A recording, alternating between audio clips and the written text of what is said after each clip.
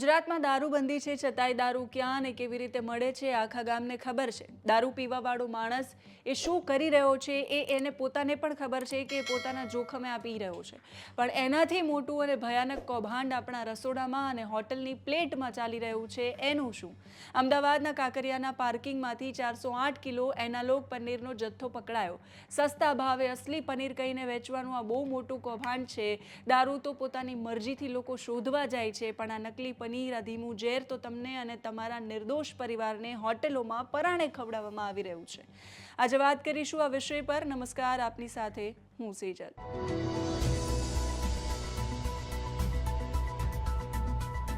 ગુજરાતમાં 16 દિવસ પહેલા જ રાજ્ય સરકારે એનાલોગ પનીરના વેચાણ પર સંપૂર્ણ પ્રતિબંધ લગાવી દીધો। દેશના અન્ય રાજ્યોમાંથી અમદાવાદમાં લો ફેટનું એનાલોગ પનીર લાવીને સસ્તા ભાવે વેચવાનું એક કૌભાંડ આજે ઝડપાયું। અમદાવાદ મ્યુનિસિપલ કોર્પોરેશનના ફૂડ વિભાગે એને ઝડપી પાડ્યું। એએમસીના ફૂડ વિભાગે કાંકરિયા દેડકી ગાર્ડન પાસે કોર્પોરેશનના પેઇડ પાર્કિંગ પ્લોટમાં બે લક્ઝરી બસમાં આજે 21 ઓગસ્ટે વહેલી સવારે દરોડો પાડ્યો। 408 કિલો લો ફેટ પનીરનો જથ્થો ઝડપીને સીઝ કર્યો। લક્ઝરી બસમાં રાજસ્થાનથી આ જથ્થો લવાયો, જેમાં પ્રતિ કિલોની એમઆરપી છે 450 રૂપિયા લખેલી હતી અને બે વ્યક્તિ 240 રૂપિયાના ભાવે આ જથ્થો લેવા આવ્યા હતા। સવાલ એ થાય કે 408 કિલો પનીર પકડાયું ક્યાંથી? તો કે લક્ઝરી બસની ડિક્કીમાંથી। જે પનીર ફ્રીઝરમાં તાપમાન જાળવીને લાવવું જોઈએ એ બસની ગરમીમાં ધૂળ માટી વચ્ચે લાવવામાં આવી રહ્યું। બે જણા એને રિસીવ કરવા આવ્યા અને ફૂડ વિભાગે એમને પકડી પાડ્યા। વિચારો, આ માત્ર 408 કિલો છે જે નથી પકડાયું, જે રોજ ટ્રક ભરીને, બસ ભરીને ગુજરાતના અલગ અલગ શહેરોની હોટલમાં, ઢાબાઓમાં, પિઝા પાર્લરોમાં સપ્લાય થાય છે, જે તમારી થાળીમાં પીરસાય છે, એનો આંકડો કેટલો મોટો હશે? ક્યાં અને કેવું અને કઈ ગુણવત્તાનું ફૂડ મળે છે એ સામાન્ય માણસને ક્યારેય ખબર પડતી જ નથી। અરે સાહેબ, ચિંતા એ વાતની છે કે 4 પૈસા વધુ કમાવાની લાલચમાં કેટલાક લોકો માણસાઈ ભૂલી ગયા છે। સામેવાળાના સ્વાસ્થ્યનું શું થશે, એમના બાળકોના પેટમાં કેમિકલ જશે તો શું હાલત થશે, એની કોઈને પરવા જ નથી।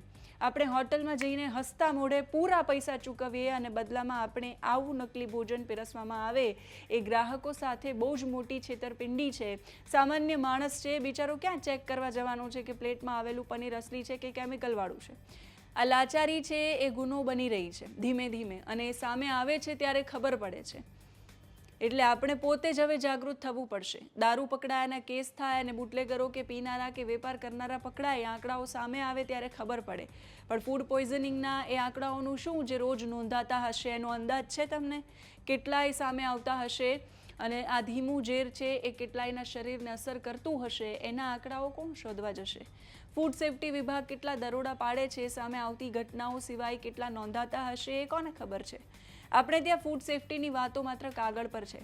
ક્યાં, કેવું અને કઈ ગુણવત્તાનું ફૂડ મળે છે એ સામાન્ય માણસને નથી ખબર પડતી। ઘણા લોકોને એમ હોય કે એનાલોગ પનીર અને જે પનીર છે એ કોઈ નવી વેરાયટી હશે, પણ એવું નથી। એનાલોગ પનીર એટલે શુદ્ધ નકલી પનીર।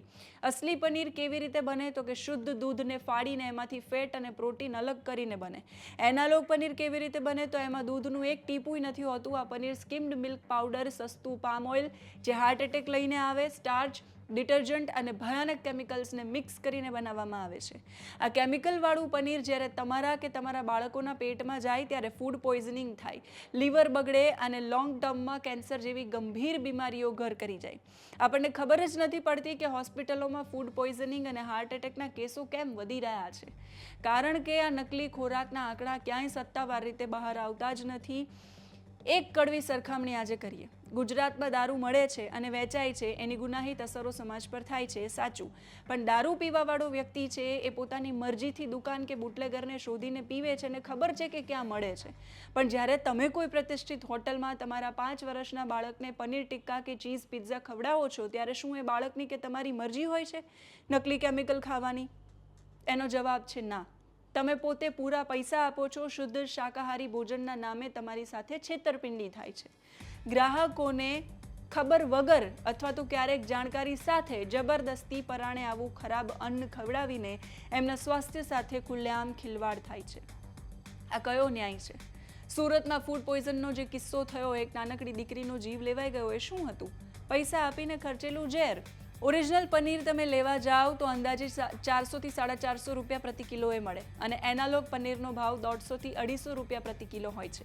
વિચારો 300-350 રૂપિયાની આખી થાળી પીરસતો હોટેલ કે રેસ્ટોરન્ટવાળો તમને કેવું પનીર આપતો હશે. અને એમાંય આપણી સિસ્ટમની મજાક જુઓ, ક્યારેક તહેવારો આવે એટલે ફૂડ વિભાગ જાગે, 2-5 સેમ્પલ લઈ લે, દંડ કરે અને પછી બધું શાંત થઈ જાય. એમાંય તહેવારો પર જે લીધેલા સેમ્પલ હોય એનો રિપોર્ટ આવતા તો તહેવારો પતી જાય અને હજારો કિલો ફરસાણ કે બાકીની વસ્તુઓ છે એ લોકોના પેટમાં જતી રહી હોય. કોઈ મોટી હોટલનું લાયસન્સ કાયમ માટે રદ થયું હોય એવું ક્યાંય તમે સાંભળ્યું છે?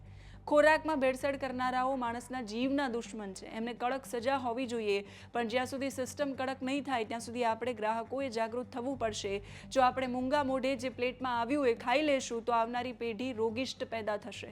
સસ્તો અને ચટાકેદાર ટેસ્ટ આપવાના ચક્કરમાં જે લોકો ગ્રાહકોને નકલી પનીર કે કેમિકલવાળું ભોજન પીરસે છે ને, એ કોઈ સામાન્ય ગુનેગાર છે જ નહીં, એ મહાપાપી છે. એટલે જ આજથી મારી જમાવટની તમને બધાને એક નમ્ર અપીલ છે, એક નવી ટેવ પાડો. તમે જ્યારે પણ કોઈ નાની મોટી હોટલ, ઢાબા કે રેસ્ટોરન્ટમાં જમવા જાઓ, ઓર્ડર આપતા પહેલાં વેઇટર અથવા ત્યાંના મેનેજરની આંખમાં આંખ પરોવીને મોટેથી પૂછો કે તમે જે શાક આપવાના છો એમાં અસલી ડેરીનું પનીર છે કે રાજસ્થાનથી આવેલું એનાલોગ પનીર છે. આ સવાલ પૂછતા અચકાશો નહીં, કેમ કે તમે પૈસા આપો છો, ભીખ નથી માંગતા. જ્યારે 100 હોટલમાં 100 ગ્રાહક રોજ આ સવાલ પૂછશે ને, ત્યારે હોટલ માલિકોની પણ હિંમત નહીં થાય નકલી પનીર વાપરવાની. પોતાના પરિવારના સ્વાસ્થ્ય માટે આ એક સવાલ પૂછવાની આદત આજથી જ પાડો, નહીતર હોસ્પિટલના ખાટલા તમારો ઇંતજાર કરી રહ્યા છે, તમારી રાહ જોઈ રહ્યા છે. નમસ્કાર.